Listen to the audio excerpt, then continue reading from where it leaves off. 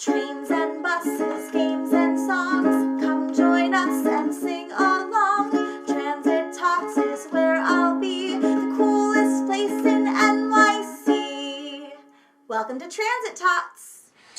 Hello everyone, welcome to Transit Tots. My name is Ben and I work at the New York Transit Museum in Brooklyn, New York, where we think about all things transportation and how we move around our cities. So today at Transit Tots we're going to be thinking about friction, and we'll discover what that word means, how it affects our transportation. We'll do a simple science experiment to explore some of the ideas. But of course, every week at Transit Tots we like to start the same way, and that is by singing our hello song. Have you heard the song before? Don't worry if you haven't, I'll sing it one time. You can join in with me afterwards. Are you ready? Let's give it a shot. 1, 2, 3. Hello, hello, hello, and how are you? I'm excited, I hope that you are too. Hello, hello, hello, and how are you? I'm excited, I hope that you are too.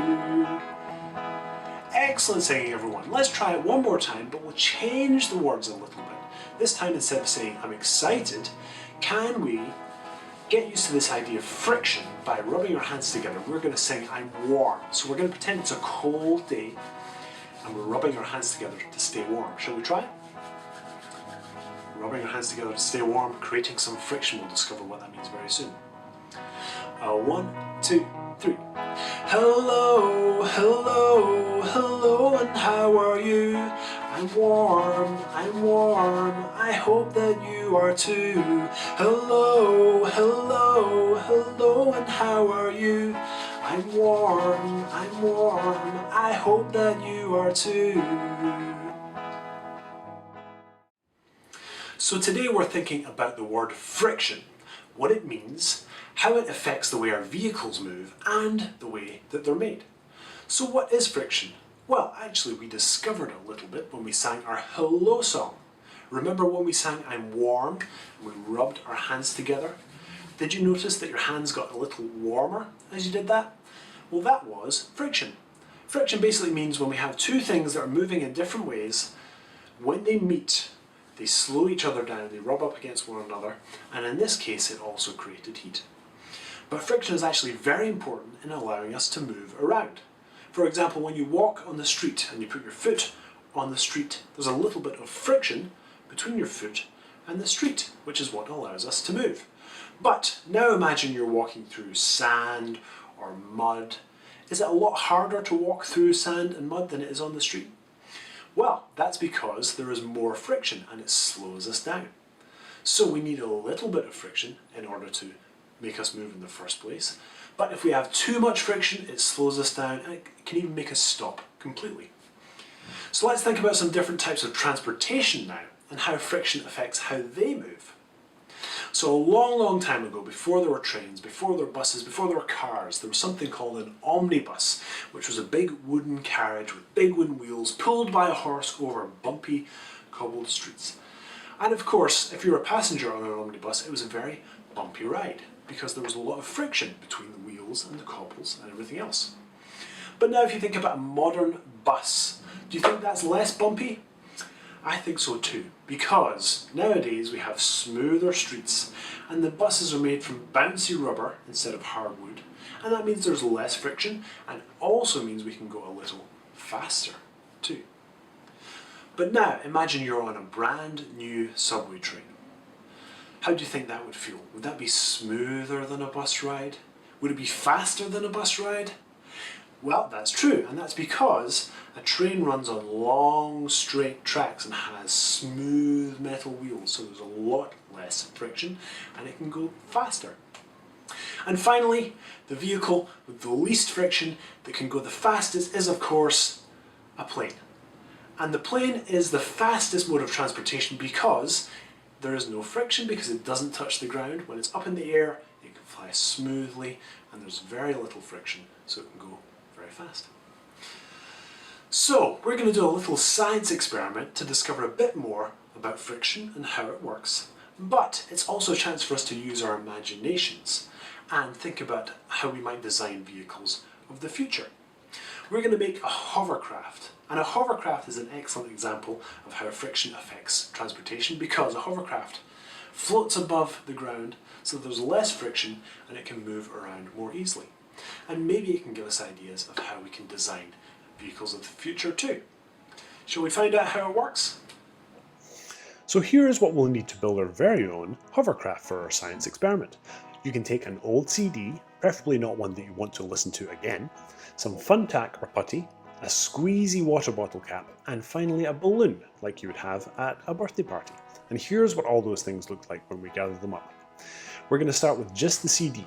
Now it's pretty shiny, so it moves around pretty easily on this table here, but we're going to reduce the amount of friction so it moves around even more smoothly. So first of all, we're going to take our bottle cap and we're going to stretch the narrow end of the balloon around the bottle cap. And we'll speed this up a little bit because it can be a little tricky. There you go, you may need an adult to help you. And once we've done that, we're going to go back to our CD. And this time we're going to grab our putty and take a bit of the putty and wrap it around the hole in the middle of the CD and kind of squish it down so that putty is all around the edge of the hole. And then we're going to take our bottle cap and balloon and we're going to squish that into the middle so that it sticks and so that the bottle cap lines up with the hole in the middle of the CD. Okay, here's where the fun starts, where our experiment begins, because we're going to blow through the hole in the CD so that air goes into the balloon and the balloon starts to inflate or fill with air. And once you've done that, you want to take a finger and the thumb and just kind of hold the neck of the balloon so that the air doesn't escape.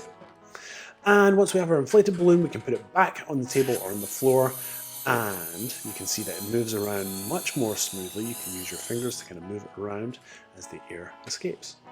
So here's a different angle that I took on the floor of where I live, so that you can see a little bit better how it works. And you can see that as the air escapes, the CD lifts up off the ground, there's less friction, it moves around more smoothly, and it kind of works just like a real hovercraft. And there we go. So did you all enjoy building your very own hovercraft at home? Did it give you some ideas of how we might design vehicles of the future as well? Fantastic. So when we've been talking about friction today, we discovered that friction can make us move, it can make us stop, it can keep us warm, and it actually does a couple of other things as well. One other thing friction can do is it can make us sound, and we'll explore that some more in another Transit Tots video very soon. But friction can also make electricity. And you can do that at home very easily by taking something like a plastic straw and a cloth.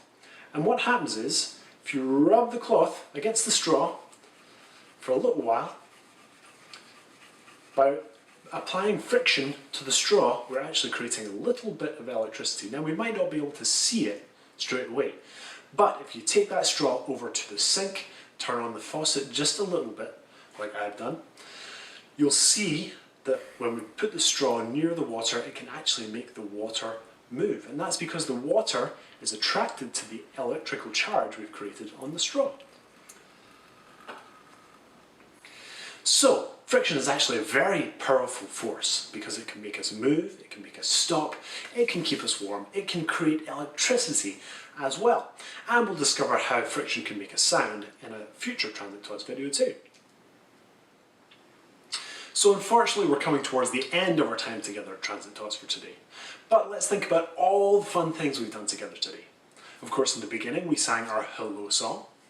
Then we learned about friction, what it means and how it affects our transportation. We did a science experiment to build our own hovercraft.